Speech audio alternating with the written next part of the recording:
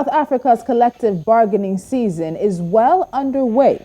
During the most recent round of pay negotiations at the Public Service Coordinating Bargaining Council, public sector trade unions such as the SA Democratic Teachers Union and the National Education, Health and Allied Workers Union filed a 10% salary rise demand. The government has until May 19th to react to the union's requests, which were put forward on March 17th. But where will the money come from? The South African National Treasury is adamant that it cannot spend more than the 20 billion rand set out for salaries in the present budgetary framework. The disparity between what has been asked for and what has been offered, including additional perks, indicates that the unions and government negotiators will have a difficult time finding solutions to the wage structure. Additional requests for perks for public sector workers include 2,500 rand in housing allowances, as well as permanent employment for contract workers like teaching assistants and community health workers. Our focus today is South Africa's public workers demanding 10% as a wage hike. This is Business Edge. I'm Tolulope Adeleru-Balogun.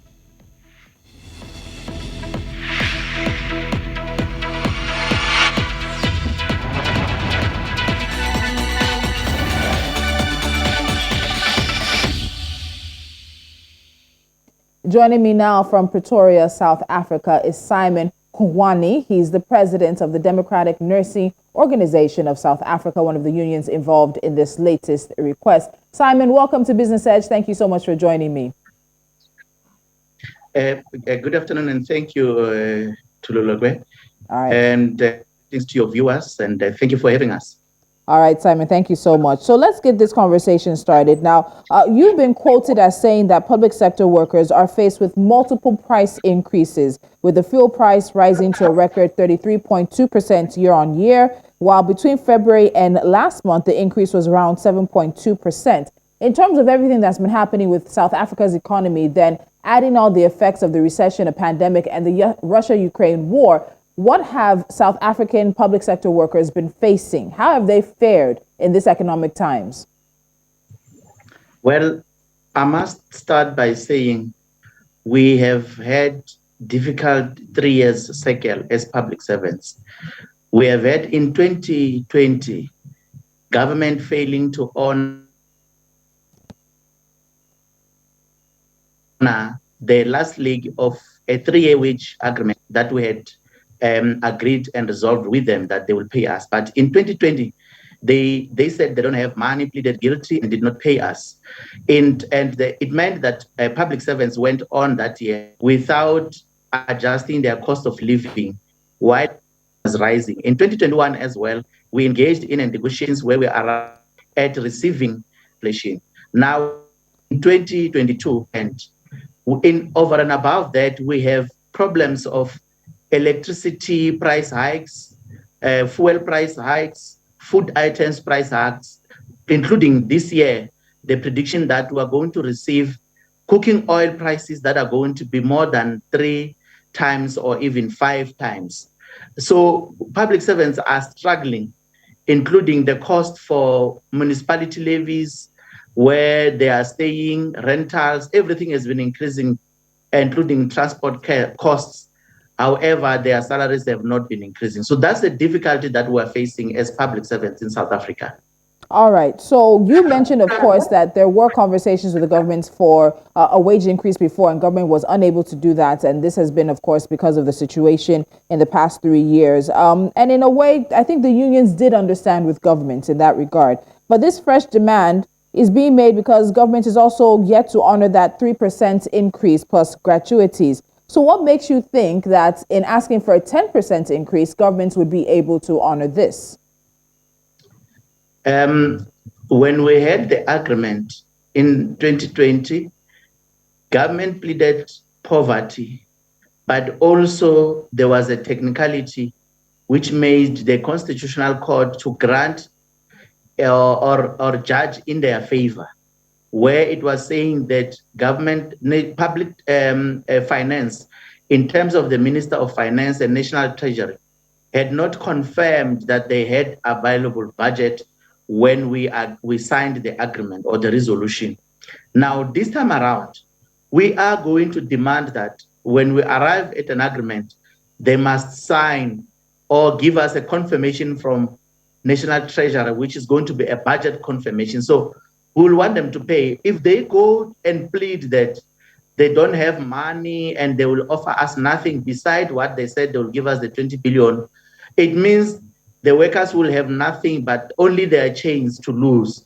Workers will exercise their rights to demonstrate and to have mass protests, and many other forms of putting pressure on government. That's what we are prepared to do this particular year, because we believe it's a question of prioritizing the budget to also cushion public servants from the crisis that we have of poor economic growth, as well as the crisis of food increases and COVID-19.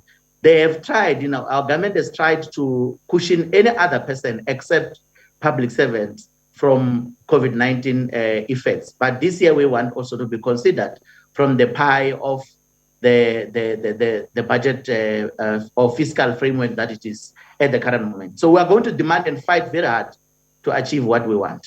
I like the fact that you brought up the National Treasury, because I want us to hit on that next. And one of the reasons government has said is that, as you said, they've only budgeted some 20 billion rand for wages in 2022 and would need to raise 40 billion more, bringing the total wage bill to around 60 billion rand. The economy of South Africa is still recovering from a recession. It's still recovering and coming out of COVID-19. It was just about a month and a half thereabouts ago that the president announced lockdown measures and restrictions were being lifted. And this is also the time where South Africa has the highest unemployment since Statistics SA started keeping records, and it's now on record as the highest unemployment in the world. Is this really the time? I feel strange in putting that question to you, but do you think this is really the time right now for the unions to be making this demand? Is there any kind of further understanding or leniency that the unions might extend to government given the continued economic situation of South Africa? Well, we believe there could not be any better time than now to assist our government to drive our economy to grow. Now, I will take you back to the Great Depression, where America was seriously in a serious financial crisis.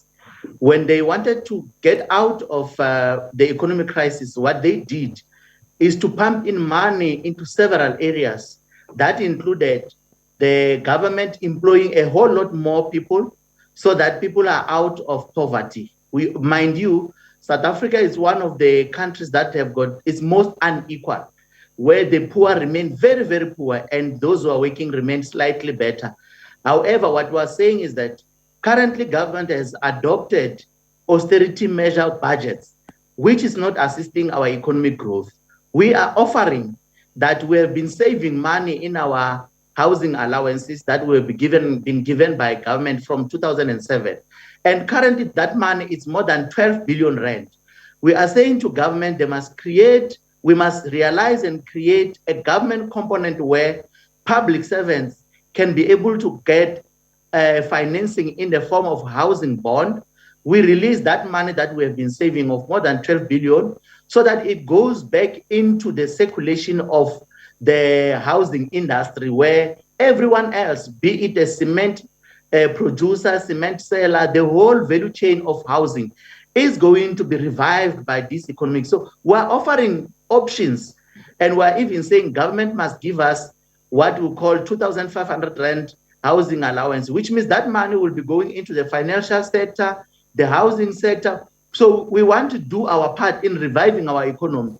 But when the economy is poor, you do not do austerity measures because you will not recover from that economic crisis. You must plunge money that must circulate within the social sector, uplift poverty, and other economic sectors are going to recover by the expenditure of ordinary people, including, we appreciate currently, government is giving unemployed people a certain grant where they get a minimum amount for free.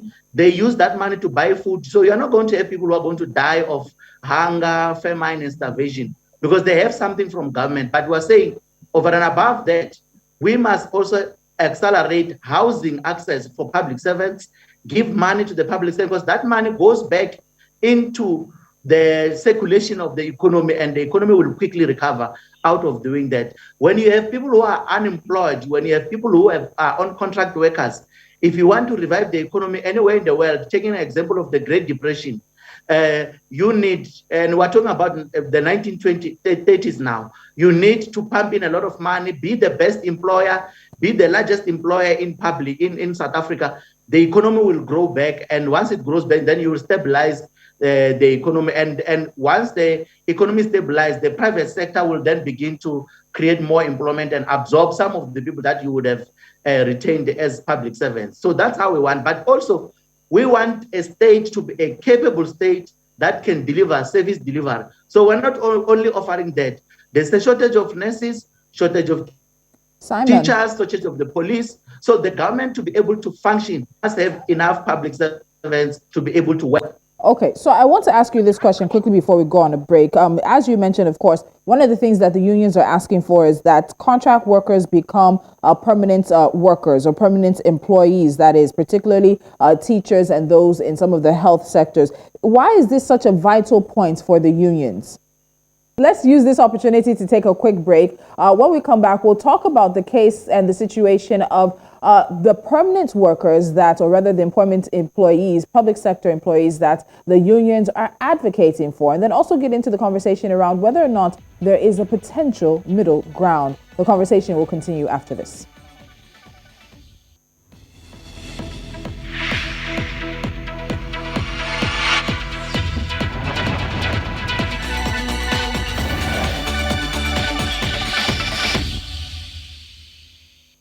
And still with me on Business Edge is Simon Hlungwani. He's the President, Democratic Nursing Organization of South Africa, as we look at the demand for a 10% wage increase for public sector workers in South Africa. Now, Simon, before the break, I was asking about the contract workers. This seems to be a really important point that the unions are really sticking to in terms of transferring these contract workers into permanent employees of the states. Why is this such a vital part of the conversation? Well, like I would have said, that once you have economic crisis, you need to ascertain that you get what we call sustainable employment for the people of the country. Once you do that, you make sure that at least they get stable income that is guaranteed with best services, such as your housing allowances, medical aid cover, where you get medical insurance that is subsidized, and they also are guaranteed of the pension fund or even unemployment insurance that they can get. That's why we're demanding that those who are already in service should be guaranteed of that and absorb permanent. But also, we have many nurses who died, many nurses who are retiring, many nurses who resigned from service. They have not been replaced by permanent people. They are replaced, or currently people who are doing temporary jobs or contract workers are the ones who are covering the services. So now if we were to release them and tell them to go home without guaranteeing them employment, it means you are going to run short of the heads that will be supposed to be saving people in hospitals. There's a huge shortage of the police. There's a huge shortage of the teachers. That's why we have teacher assistants. These teacher assistants are people who are qualified teachers. Most of them have got degrees and diplomas in education. Now we just want them to absorb permanently because it demonstrates that the country needs them. That's why if you get rid of them, the service become reduced and there's a stoppage. That's why we cannot allow for them to go home and we fail to provide service. It's going to stretch current public servants who are there. Imagine in a hospital where you have in a critical care unit where you have 12 beds of ICU. In that 12 ICU beds, you get 6 nurses per shift. It means the other 6 nurses are contract workers. Now, if you were to get rid of them and not guarantee them employment, it means you will not be able to run any shift when you have 12 patients at a time. It is similar. Our police is not able to be visible or to be all over because there are very few. That's why we are saying they must be employed permanently to assist government services. We want a capable state to deliver services to the poor people of South Africa. That's why we argue in this way. So, how capable do you think the state is of meeting your demands? Now, last year there was agreement, and we know that the state held out for a number of months. The unions were demanding 7% wage increase. I think the state met you around 1.5, and that's really not. It's not even half of what you're demanding. And now we're at 10%. These conversations and these threats of strikes are happening year after year after year. A failure of implementation, a failure of some kind of middle ground being found. Do you really think the state is capable of meeting this new demand? And is there a middle ground that the unions are willing to sort of shift to in order to make this as pleasant for everybody as possible? While I acknowledge that this is the beginning of negotiations, we table demands, the state comes back to give us their offer and we negotiate. So there could be a situation where the state would start at a lower level and we negotiate until they revise up, or we might be pushed to revise low, or to revise to the lower level or revise below our demands. However, we believe the state is capable or has enough resources to can do that. Our South African Revenue Services, SARS, has collected 160 billion more than it anticipated to collect. So they budgeted anticipating that they will not be able to collect enough. But right now, they've discovered that by February, they collected 160 billion more. So we're saying from that money, we just need a little share. They will still remain with the 100 billion. At any rate, they had already budgeted 20 billion. So they need only 40 billion to cover for us. Then the rest of the money can be distributed in other areas of society. However, we don't think government must continue with austerity measures because that's what is constricting our economy and failing to recover. Over and above that, the inflation last year was 4.4%. In 2020, the inflation was 3.4%. This year, inflation is 5.9%. When you look at it, it means public servants, when you compare 2019 and now, they are worse off with more than 10%. We could have demanded around 13%, but we felt our government is currently constricted. Let's demand just a reasonable 10%. That's why we think they can afford. But I think it's time we must engage. They must tell us why they're failing and why they think they cannot afford. If we have to revise up, to revise downwards, we'll revise. But after being given a mandate by our members, as well as them, they must revise up by given a mandate by National Treasury as to how much they can afford to do that. We believe there's still open dialogue. We have not yet deadlocked. We're not yet fighting. We're just engaging openly right now. But this is the beginning. We think government must come back and demonstrate sincerity and seriousness that they are willing to do something for the public servants.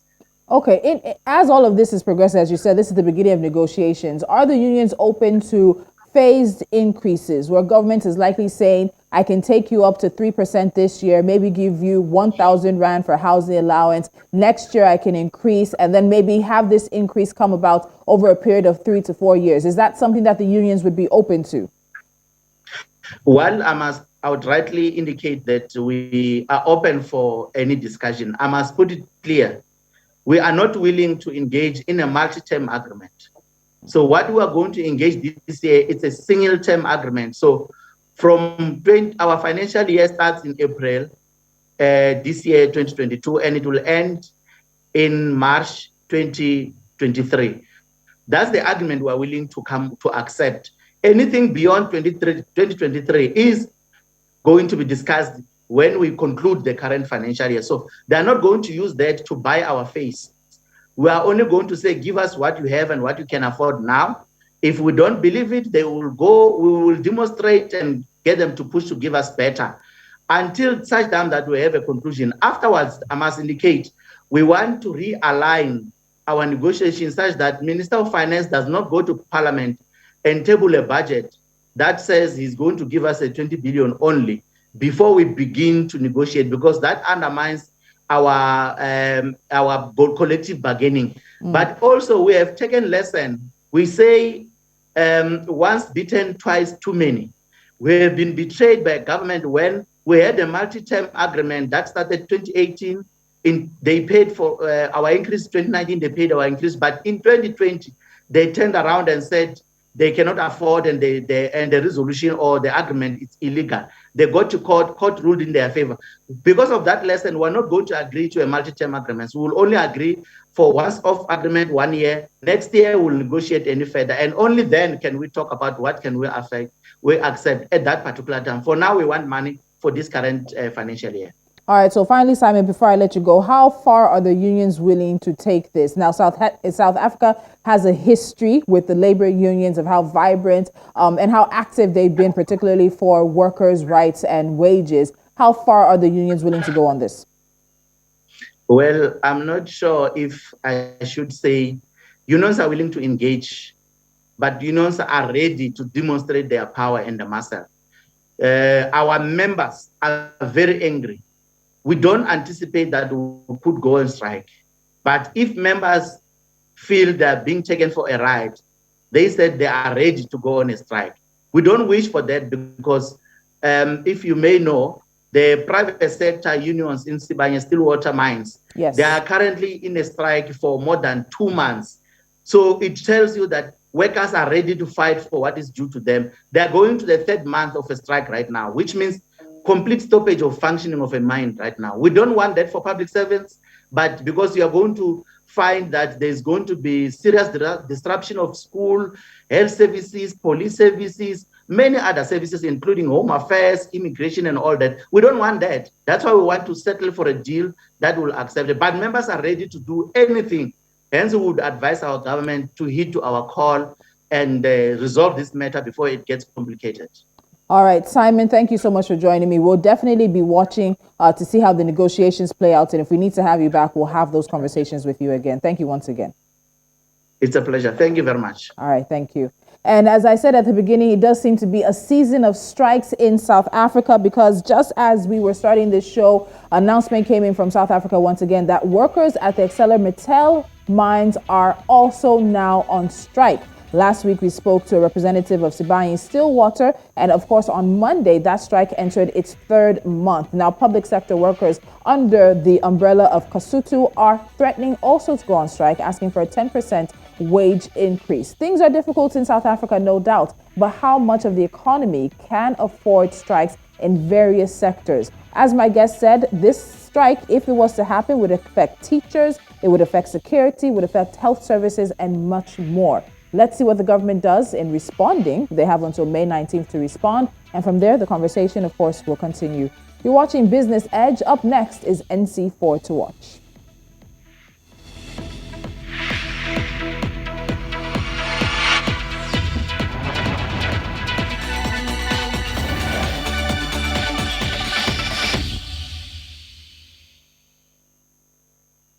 And now to a few stories that we're keeping our eyes on with NC4 to watch. And we start in South Africa, and the Johannesburg Stock Exchange has established an equity data analytics platform in conjunction with independent global trading and investment firm Big XYT, where organizations may access market and trading information. Now, according to the JSE, the web-based service is very accessible and does not require any IT integration or support from end users.